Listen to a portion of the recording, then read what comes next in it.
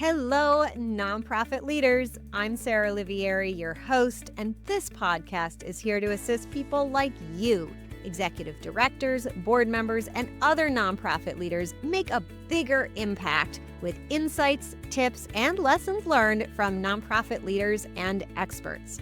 Having been an executive director, a board member, and now a consultant and coach, I truly understand the challenges you face. And that's why I'm here. I'm all about working smarter, not harder, so you can make a bigger impact without the burnout. And so is our sponsor, DonorBox. DonorBox isn't just a suite of helpful fundraising tools, it's a partner that helps you raise more money and supports you in retaining your donors. I love their forward-thinking approach. Visit donorbox.org to learn more. And don't forget to sign up for the Inspired Nonprofit Leadership newsletter, where you'll get bite-sized, actionable tips just for nonprofit leaders like you, delivered weekly to your inbox. Sign up at inspirednonprofitleadership.com/sign up. Okay, let's dive into today's episode. I'm talking with Kate Scherr-Adams. Kate is a strategist, trainer, and facilitator dedicated to helping nonprofits and public sector organizations navigate challenges and drive meaningful change. She has a background in social work and nonprofit management and is the founder of KS Solutions Consulting back in 2011, specializing in professional development, DEI, and workplace wellness. Welcome, Kate. Today, we're going to be talking about things related to strategic planning. But before we dive too much into that, would you just share a little more about your background or yourself personally, how you came to the world with us today? Sure. So I was raised in Columbia, Maryland. And if anyone knows, it's a planned community that really was focused on a place where people of different backgrounds could live around each other. So that was really important and part of my upbringing and life experience. So led me to college, interested in social work, and found myself more on the macro side of that, where looking at working in organizations, leading different programs, and then thought, I want to figure out how to continue my education around supporting nonprofits. How do these organizations that are making meaningful change get the help they need? So looked into a degree in nonprofit management and then worked in the nonprofit sector about 15 years and then started my practice and thinking I really want to work with a variety of organizations and helping them with the things that I've seen that are a challenge every place I've worked. And how do I then put myself in a position to do that? So I've been doing that. I live in Baltimore City in Baltimore, Maryland with my husband and I've been here for over 20 years now. So Wonderful. Thank you. So let's dive right into, you've been doing this work quite a while now. What do you see has changed or evolved in the sector? And how do you think approaches are needing to change or remain the same from, where you started? Yeah, some of the things are the same. We're all still working really hard, especially right now with some federal changes around funds, right? So it's a very stressful time as we currently are talking. But in general, funding continues to be a place where people continue to have struggle. So does strategy, right? With staying focused and not getting too off track and being able to know where you're headed as an organization. Board development continues to be challenging, right? And an issue. And in good ways, boards are wonderful, but also how do you get your board to be involved, engaged, understand their role? So all those things continue to be something I've seen throughout time. Some newer things are a bigger focus on diversity, equity, and inclusion, right? And how do we do a better job with really making our offices, our workers, and our boards reflect the people we serve? And we've talked about that for a long time, but I think are starting to do a much better job in a lot of cases with that. Still room to grow. So I think that has changing. I also see funders being a little more aware of the needs of organizations and doing a better job in a lot of cases, though again, room to grow, right? With understanding the needs and talking more with the organization about their need, as opposed to coming up with big ideas and then saying, who can we, put into this hole, into this box, right? So that's been a positive change I've seen happening.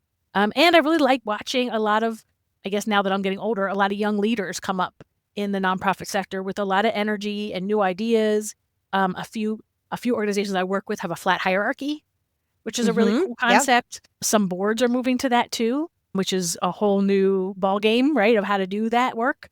So that's really fun to watch and to see and explore that with people. Yeah. And specifically in strategic planning, what do you think that needs to look like today? What are you seeing are new elements that needed to be added, or ways of doing things, or old elements that you think we should not be doing anymore in the strategic planning space? Yeah, I mean, I think a big thing is right-sizing the plan for the size of the organization, the planning for the size of the organization. Yeah. If you're a smaller shop, you don't have a lot of staff, it's not a good time to do a huge year-long, 18-month-long strategic plan, right? It's not a good time. So, and it's much better to think about right-sizing your planning for the size of your organization.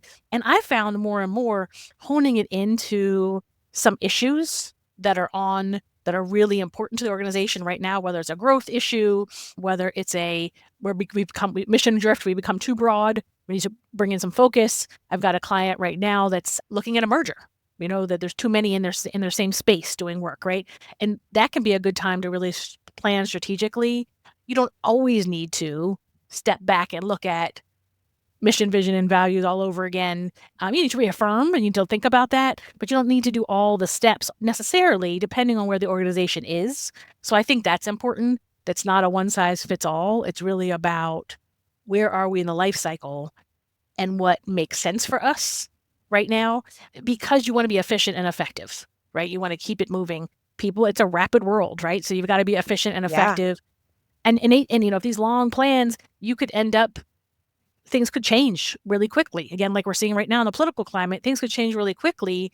And that plan that you've been working on is now out of date, right? So that's something we try to keep in mind. Yeah, I love that. I mean, for those of you who know me, like, I couldn't agree more. I do iterative strategic planning every 2 months with organizations.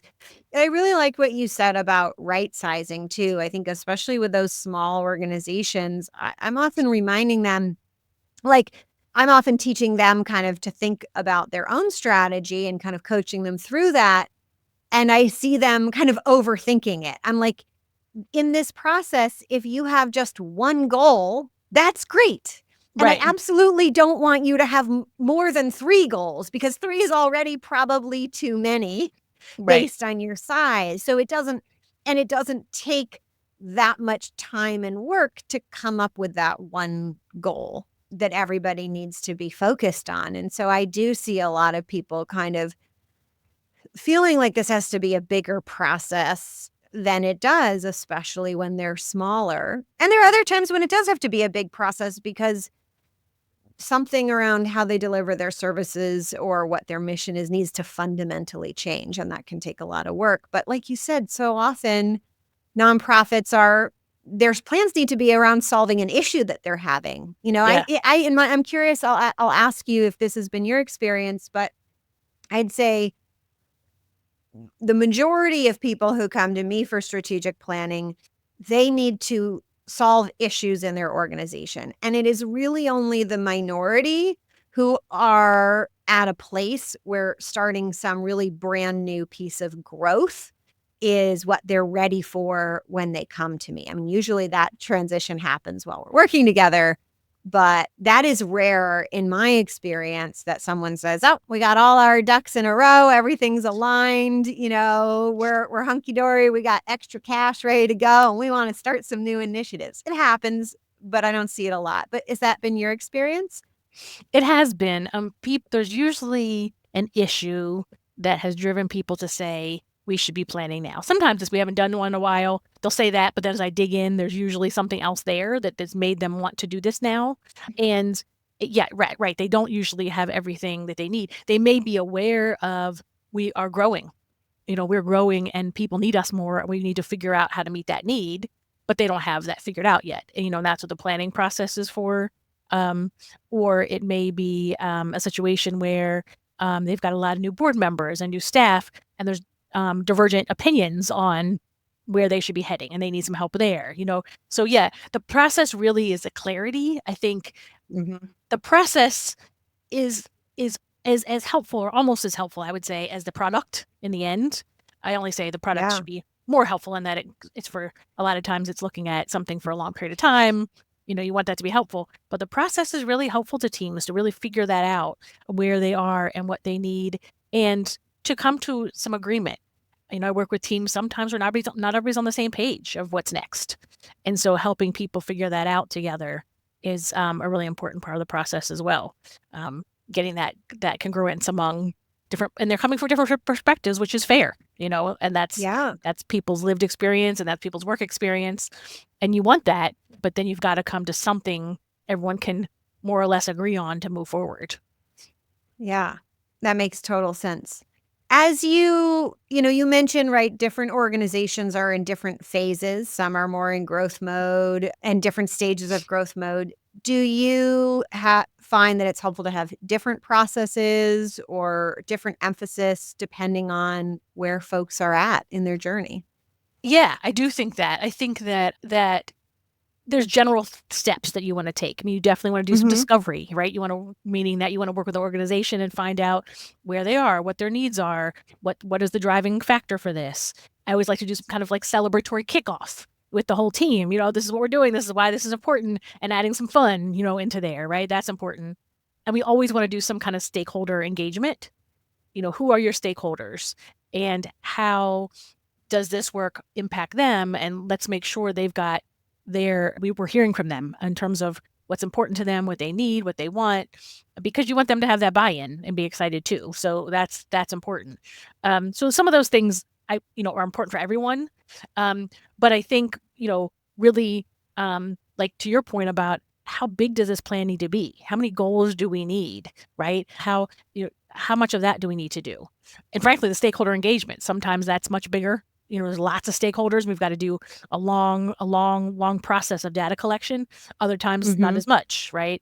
But yeah, building the plan and I think that the thing to look at is, what are some of the as we talked about, the issues that are really on people's minds, and thinking about how do we hone in and focus. We always ask, what are the key questions that you would want answered at the end of this project? What would make the time, money, effort, resources worth this in the end? What would you say, because we answered this question. And that's usually, as we're working, I keep going back to that answer, whatever they told me, to make sure that we're getting there. And so that's a life cycle question, right? Is what do you need in the end to make this make sense and be worth it to you? And that varies.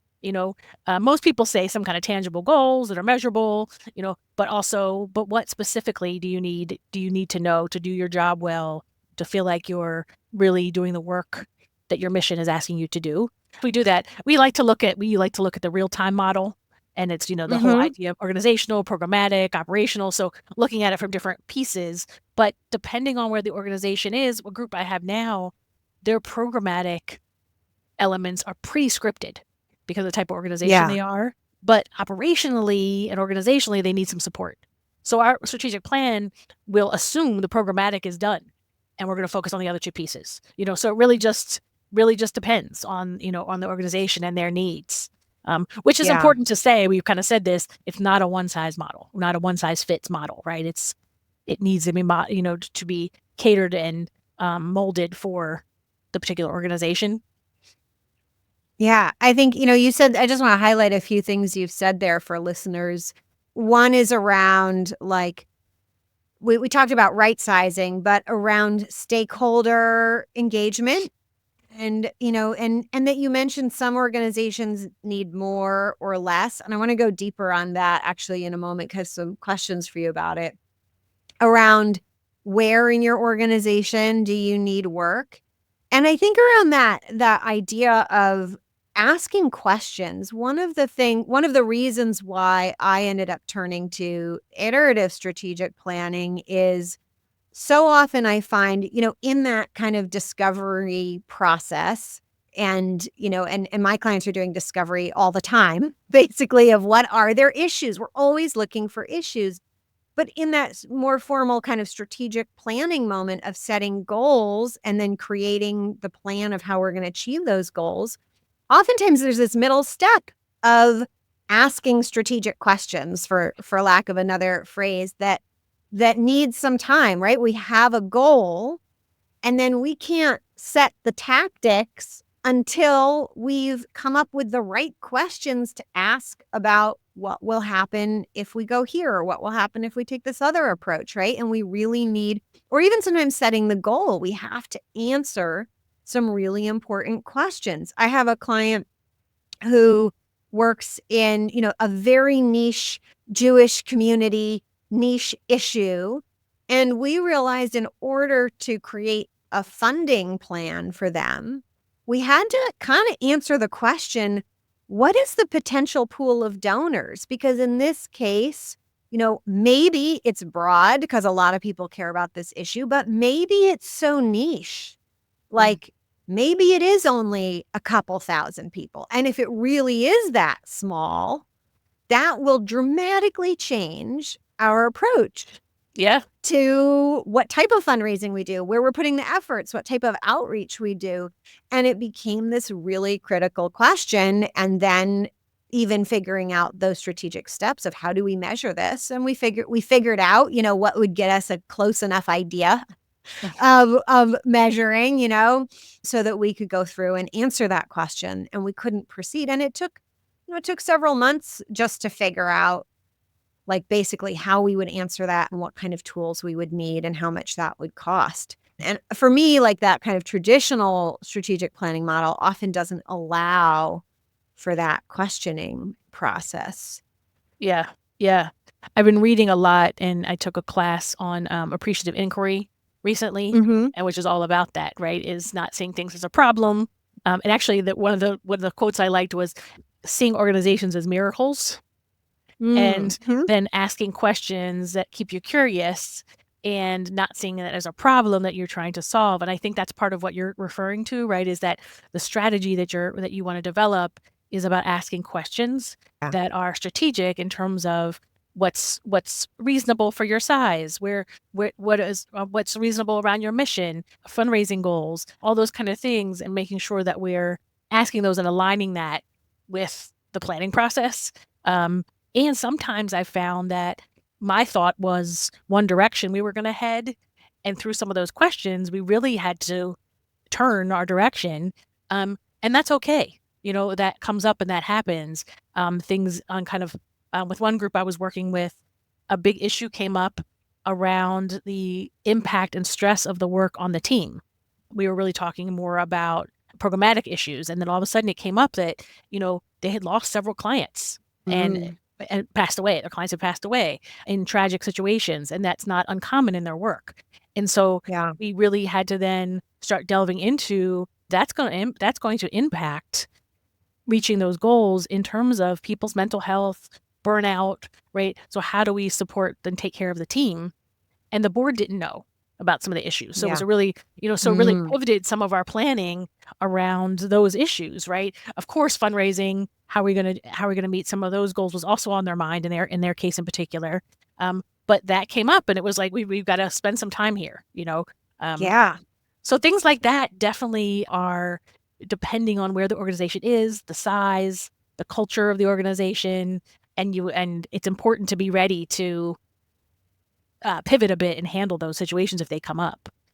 Yeah. Oh my God. That's so key. It makes me think of a client I had.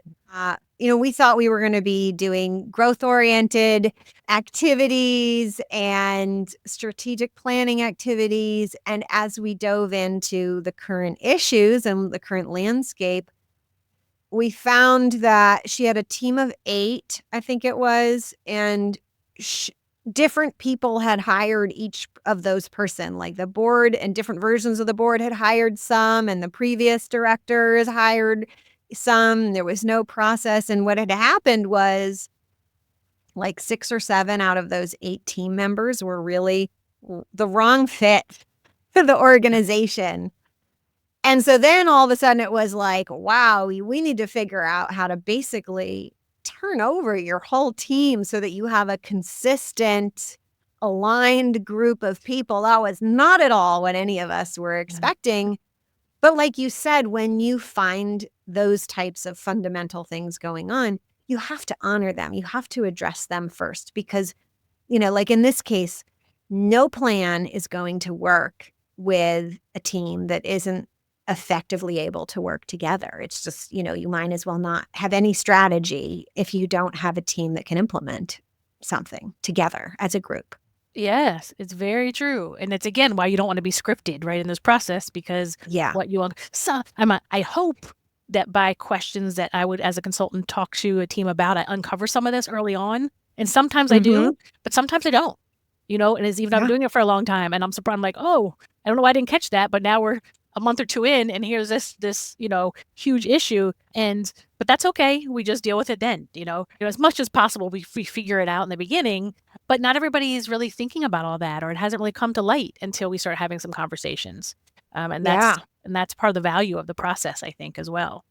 Absolutely. It's so key. I'll share another story because I know folks like stories. I had an organization who was saying, we talk about learning early. We want to do strategic planning. We have all this money. We just had a huge capital campaign. We have extra money from it. Like we've got like over $1 million extra. We want to expand. And I'm like, great. And we started to try to set up the sessions for planning. And the executive director kept having to cancel because they were having so many issues with staff turnover. And I'm going, you are not ready, right? Like you have so many issues with keeping your staff. Yeah. You can't even come to the meeting, right? Like you need a very different type of intervention. But they, sometimes it takes that outside perspective, right? To have that clarity that actually you have some organizational issues currently that need to be addressed. And it was crystal clear to me. And they were, had been totally, as I went through, do you have any organizational issues? They're like, no, funding's great. Staff is great. Everything's great. Office is great. I'm like, oh, maybe not so much. Yeah. Go ahead.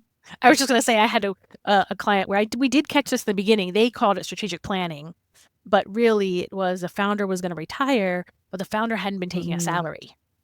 So really they needed some major organizational development work and some major fundraising work before they could really strategically plan, because this was going to change everything. And the board was mostly made up of people pretty tied to that founder, right? Which is, not atypical, right? So we didn't call it strategic planning. We changed the focus. I tried to clarify to them why it's not strategic planning. This is really something different. And so just another example of sometimes you've got to do this foundational piece first and get the organization ready. They're not always ready to do strategic planning. And that's okay. Yeah. Yeah. I've seen those same situations. I'm usually comfortable saying, okay, this is our strategic plan. And it is, increase our revenue to the point that it can pay for an executive director. And then we have, all of and it's basically a funding strategy. But I'm okay saying like that is your strategic plan. And I think sometimes there's a power in it just to make it really clear. Your efforts need to all be on kind of right sizing the money to the organization, getting them in balance. And oftentimes that means reducing some programming temporarily, but not always. So that's really important though, right? When that needs to happen, that's what needs to happen. Don't try to skip that. No, you got to do it. Yes. That's right. I remember I got a call when somebody I didn't end up working with me. They called me and on a discovery call, they're like, well, we have a strategic plan that we spent the last year creating. And now I just need to fundraise $80,000 before I can start the plan. I was like, okay. I feel like a good plan you could start right away. And if you need to raise an additional $80,000, it should be in the plan, right, of how to do that. Right. I want to ask you more about stakeholders. Sure. Can you just take us through as you do this work, who do you think of as who are the stakeholders? How much should they be involved? What should that look like ideally? And, what do you do to make up for maybe organizations who haven't really looked at their stakeholders in a while? I lost you there for a sec, but I think I heard the full question. Sure. Or enough of the question. So stakeholders are anyone that can influence or be impacted by the work of the organization. That's how we see them, right? Is that Right. so it's your staff, it's your board, it's clients, if it's a greater community that you might serve, then thinking about them. If it's funders are often stakeholders, sometimes partners, partners to the organization, advisors to the organization. So it just depends on what the mission is and the model of the organization. We help them go through who are these stakeholders. And of course, the list can get really long. So depending on the time frame you want to put into stakeholder engagement, we have to hone in on who are the ones we really want to focus on for this work, or do we have time to talk to everybody, right? Yeah. And so that's important. But you're thinking about what perspectives you want to hear that inform your strategy, because those people will either have impact on or be impacted by, or both, the work that you're doing, and you want to make sure that their voice is in the room. So that's who we mean when we say stakeholders. Yeah. And go ahead. What does that look like? Yeah. So part of it too is you want your community, your overall community, to buy into your planning, into your plan in the end. And so by seeing their work reflected in it is really important. And to think they had a piece and know they had a piece in that work is really important. So that's a part of why you do it, is also for them to feel the buy-in. The other part is, traditionally, when I was part of strategic plans and I didn't see that part happen, meaning when I was a staff person working at an organization and didn't see that happening, it was just a bunch of us in a room talking, right? And it was my opinion versus your opinion, this thought versus that thought, where what I find to be really, really valuable is what we do with the stakeholder input is we do a report in the end of that data collected. And then when we're making decisions, we're basing it on data. So we've asked these questions in various formats from various audiences, and then the conversation, because what can happen in strategic planning conversations is people can get very married to their own perspective, right? I worked with an arts organization, and some of the people on the board also took courses, right? So they had specific experiences as a participant that they wanted, and now as a board member, they're assuming is everyone's experience. It was really helpful to say, but the data shows this, which may or may not be in alignment with your experience, but here's where the data is, right? So that's another reason to do that, is really to be able to have something that everyone goes back to and can say, what does this tell us? Yeah. And that can be really helpful. Yeah. I'm wondering, so I have a bone to pick with, to be fully transparent, with stakeholder engagement, in that basically I think it is so important to be gathering information from stakeholders that it shouldn't be relegated to strategic planning. Like, it should be part of running a great program, should be continually learning about the population you're serving and what their needs are and how your programs are meeting those needs, if there's a better way to do it. Same with a great fundraising program, is engaging with donors, learning what they're interested in, how they want to be involved, and continually refining. So but I'm respectful that reality is a lot of nonprofits aren't doing it that way, even though that's my bone to pick, which is okay. So, but I'm just wondering, like, in an ideal world, like, does that resonate with you? You're like, no, it's better to focus in it on strategic planning. Yeah. Like, where do you land in that spectrum? I agree. It should be all the time, right? Ongoing feedback in different ways, right? And using different strategies, right? To get feedback from people. It should be ongoing. Some clients we work with already have some data, and we'll use that, and we'll look at it and we'll say, that's really helpful, but we're missing this audience, or we're missing this perspective. And then we'll say, let's work on that. Other people, occasionally someone will have enough data that will go, we're good. They've got plenty, right? We also often will put into their strategic plan to continue to collect data on a regular basis, to your point, right? That should be part of their plan, is that they can continue to talk to their stakeholders. The only difference sometimes with strategic planning, depending on what they're trying to figure out, there might be certain questions that they haven't asked before that we want to ask of stakeholders or of especially staff. I shouldn't say especially. In certain cases, staff wanting to get some staff input on things. Maybe they haven't done that or asked certain questions. Same with the board.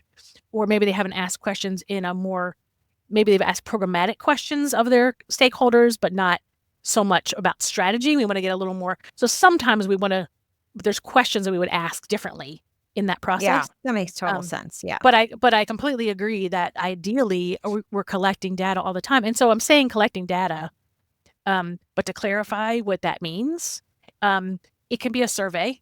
We use online surveys. We've done paper surveys even just recently because a group was at a festival and they felt like that was better than trying to do a tablet thing or a QR code or, so surveying, focus groups or listening sessions are great. Interviews are also something that we do with people. We've also done things really simply like... You cut out for a few seconds. Can you go back to... So there was an organization that felt that tablets weren't good, so you used a paper survey. Oh, yeah. Sorry, that's a little internet That's weirdness. okay. Yeah, paper survey. But we also have done it where listening sessions or focus groups, one-to-one or small group interviews. And even we've done things simple of like a poster at an event with a couple questions on it and like people come up and write, so all different ways to collect. So I just wanted to say that for listeners, like, what does that look like, right? And you can be creative with what that looks like. And if you're doing it on an ongoing basis for your stakeholders, thinking about ways to collect data at different events or at different times of the year. The important thing is, though, the data fatigue is real.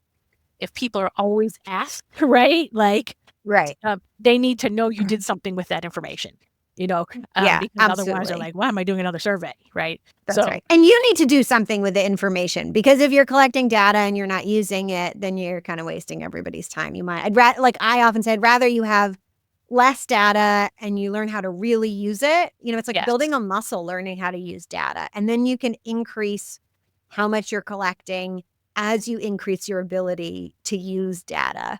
And I think too often people are like, I'm going to collect all this data. And then they're like, that's overwhelming. And we'll just status quo, business as usual. Right. Well, that's very true. That's very true. Can be. And so thinking about that with any of your questions, you don't need a lot, right? Like just like you said with goals earlier, right? You want to hone in on what you really need to know, and don't ask things you're not going to use because that's pointless. But also that can be overwhelming to you and to the stakeholder. That's right. That's right. Well, we are pretty much at time. Any final words of wisdom you have for folks out there when they're thinking about strategy? We didn't even get to DEI, but if you have something you want to add in related to that, I'd love to hear what you'd like to leave our listeners with. Yes, I would say, well, let me start with DEI. So diversity, equity, and inclusion is very important for nonprofit organizations, very important for your staff, your board, for your stakeholders, getting the input from everyone. So that's really important to make sure is a part of your organization overall, and that you've got some kind of plan, not just a statement, right? And that you're using DEI initiatives. Equity lens is a really good term, which usually means a list of questions you're asking, right? To make sure that what you're doing is equitable. So that's a really good way to do some strategy around DEI. So that's a longer conversation, but in short, that's a really important piece. And I think the other important piece is what we talked about earlier, the right sizing, and knowing that you can do this. You can do some strategy work at any time in your organization for any size organization without it being too big. And if you're looking to get outside support, like the work that Sarah and I do, you want to have a good list of questions for those potential consultants. I actually have a few on my website of looking for a consultant, what you can think about and ask. But to make sure they're a good fit for you. We're not always a good fit for you, right? So who's going to be a good fit and who's going to work with the organization in the way that you need them to, I think is a really important thing to think about as you're doing that strategy. So so definitely think about strategy, even in this difficult time for those of you typically getting federal funding, really challenging, and can be a good time to bring people together and talk about other ways to focus your organization around fundraising, and to be able to think about your mission and help uplift your team during a hard time. So lots of things around strategy development that can be empowering to a group as well. Absolutely. And speaking of who's a right fit, What kind of folks are a great fit to work with you, and what's the best way for them to reach out? Great question. So I work with nonprofit organizations that are really small to the larger. I've got a few clients that are national, one that's international, and then I've got a few like hyper local little ones, right? What I would say is a good fit is are organizations that open, one ready to work with a consultant, that are excited about doing this kind of work, and that are open to some guidance and some support, but also being a team and a partnership, So those are the type of clients I work with, government agencies as well as nonprofit organizations like a health department I work with currently, those kind of ones. So I'm happy to talk to people about it. And I think, Sarah, you mentioned that my contact information is in the show notes. Yep. We'll have your website and we have your LinkedIn. If you'd like to add anything else, we can do that as well. Those are the two best ones. LinkedIn and website. Awesome. Yeah, there's lots of information there. And feel free to look at the section on resources on my website where it does give you some pointers on looking for a consultant, what could work, what may not work for you, some questions to ask. That's there as well. I love it. Well, thank you so much, Kate. And thank you out there for listening and for everything that you do to make our communities better. I have a small favor to ask. Please take a moment to like and review this podcast wherever you're listening and share it with a friend or colleague who could benefit from these conversations. And remember, nonprofits are actually more complex than for-profits, but you can win the game of nonprofit whack-a-mole by working smarter, not harder. Until next time, take care of yourself, and I wish you all the best. You've been listening to Inspired Nonprofit Leadership. Thanks so much for tuning in. Be sure to subscribe so you don't miss a single episode or the bonus episodes. And while you're at it, please leave a rating and review, and be sure to share with your friends and colleagues. Tune in every week for more useful insights and wisdom on nonprofit leadership. Thanks so much for all you do for the communities you serve. Until next time, all the best.